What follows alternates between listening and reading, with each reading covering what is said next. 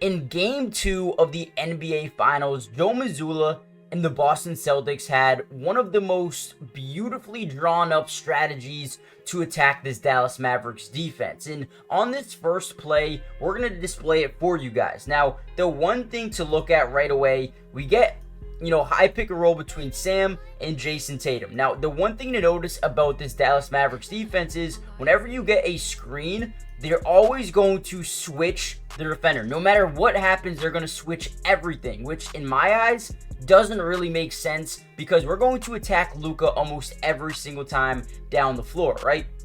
So with that being said, let's watch the play develop. Boom, get the switch. Now that you have the switch, Jason Tatum is going to realize what is going on. He's going to look at the floor, look at the matchups, and understand where he can attack, right? Now, we know throughout the entirety of this game, the Mavericks did a really good job kind of, closing in the paint or just really congesting it, making sure it was tough for Jason Tatum or Jaylen Brown to finish around the basket. Now, the one thing we're going to notice here is you have the matchup you want, Jason Tatum versus Luka, who's a little bit slower defensively, right? And also gets lazy at times, right? So we're going to have Drew Holiday here in the dunker spot. The one thing we need to notice here about Drew is he's going to work his way over to the strong side of the paint, right? And again, sitting in that dunker spot. Basically what the dunker spot is when you sit at these little points of the floor right there. So boom, let's see what happens here.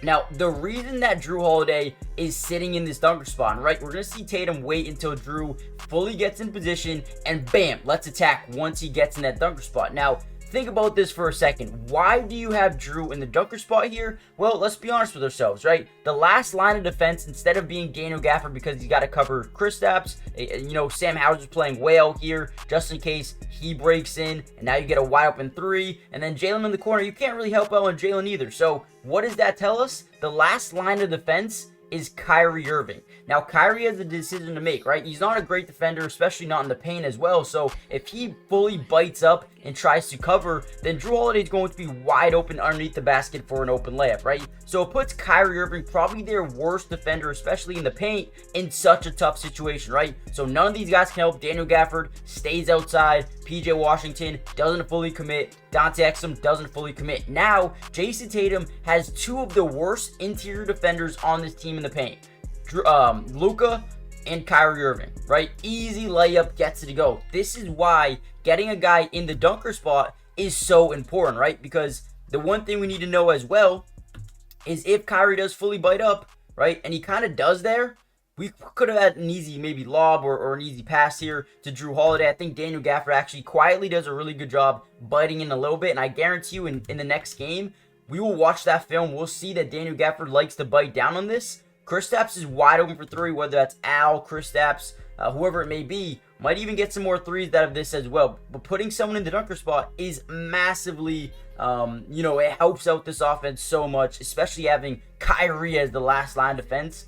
Unbelievable. Now in this video, we're going to break down everything you need to know about Game 2 and why Joe Mazzulla put the Boston Celtics in prime position to win this game, even though they played terrible offensive basketball in terms of, hitting shots, right? We're going to break it all down. Make sure you guys do me a favor, hit the like button, subscribe if you're new, join the family, and let's get right back into the video. All right, now here's another very interesting play here by Boston. Now, the one thing we notice right away is Kyrie is on Jaylen Brown. And right away, we kind of see that and like, okay, we have that mismatch. Let's go attack it, right?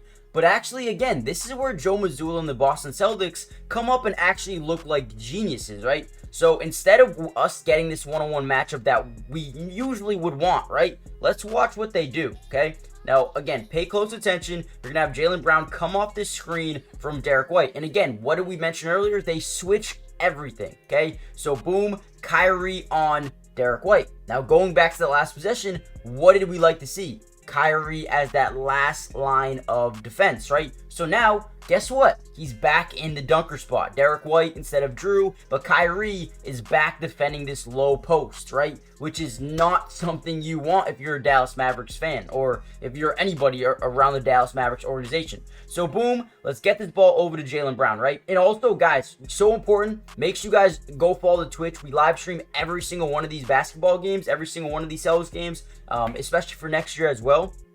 Join the family, come react to them, break down the games with me in live time. It's Matty Dubs with 3 S's, or you can find the link in the description. But with that being said, boom, we get the switch that we want. And what do we know? When Jalen and Jason drive into the paint, they're going to draw multiple different defenders. So what I want you to do, keep your eye on Derek White here, right? He's going to read what Kyrie does. If he bites up, he's either going to attack or he's going to sit back in like a little bit of a zone here to garner more separation. So boom, Jalen gets by PJ, draws the extra defender. But what we notice here is, again, this big man is starting to collapse into the paint, trying to help out. And again, for next game, Porzingis wide open. Hopefully we realize that. But again, Jalen drives in. Boom, Kyrie fully commits.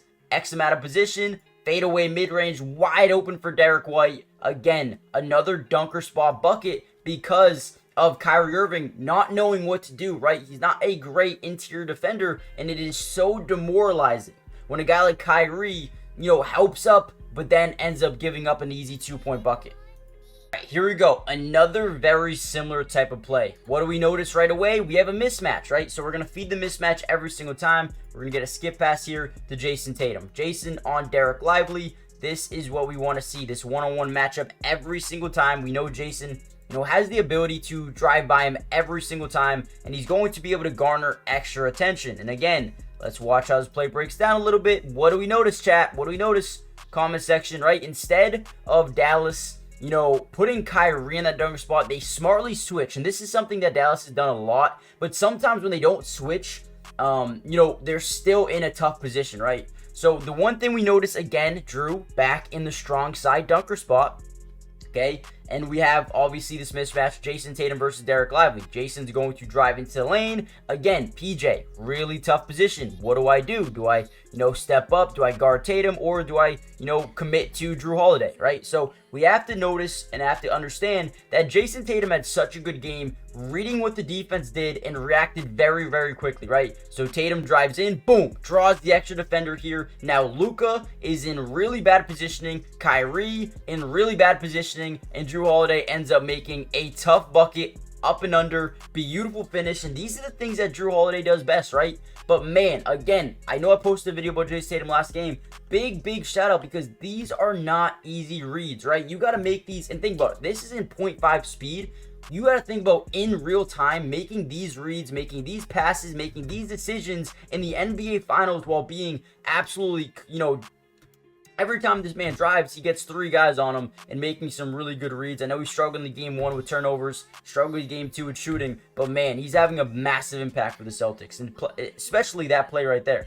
Now, another thing the Celtics did really well, and you know what? I also want to give a big shout out to Brad Stevens, because this is one thing that the Minnesota Timberwolves struggled with, and I'm going to break it down right here. But man, the versatility of this basketball team, I don't know how Brad Stevens did it, but the man is an absolute genius. Right here, we got a high pick and roll here, Drew and Jason Tatum. Again, what do we see? We get Luka. He's going to come over here and kind of, guard Drew Holiday. Again, this is the matchup that we want. Tire him out as much as possible and put him in tough defenders. Drew just being quicker. Luka being a little bit, a little bit of a defensive liability, especially with the footwork, right?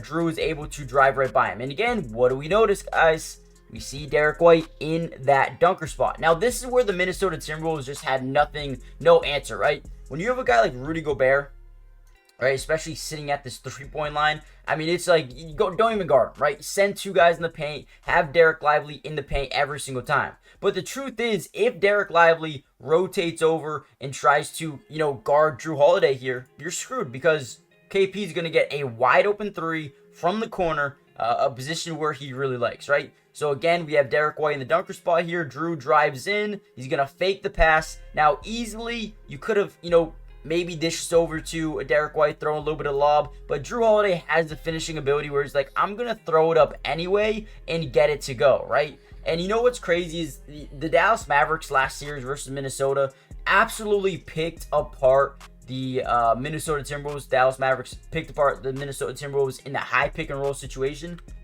And the one thing we noticed about this series is their high pick and roll doesn't work. All the Dallas Mavericks do is ISO, ISO, ISO, ISO, high pick and roll, get the switch, ISO, ISO, ISO. They have no sort of offense at all, and that is because we have guys 1 through 7 can defend multiple different positions, maybe outside of Payne Pritchard, but Sam Hauser, underrated defender. Al Horford can hold his own, right? Jason Tatum, Jaylen Brown, Derek White, Drew Holiday, Porzingis can all hold their own. Now, we do see different types of defenses for different types of guys. For example, when Kyrie Irving has the ball, they try to set that screen. We usually set everything or switch everything. But for Kyrie Irving specifically, Drew Holiday fights over every single screen. Luka, not too much because, you know, Al Horford is basically as quick as Luka. Luka is not a speed demon by any means necessary. So you can see what the Celtics are trying to do defensively. You see, you know, Porzingis kind of in a drop zone coverage trying to stop that lob threat when they do try to go to it. So listen, if you're the Dallas Mavericks, you have to completely switch up your offense to win this next game. And if you lose it, you're pretty much screwed. I mean, you are in a really tough spot here if you're the Dallas Mavericks, but we'll see what they do going forward.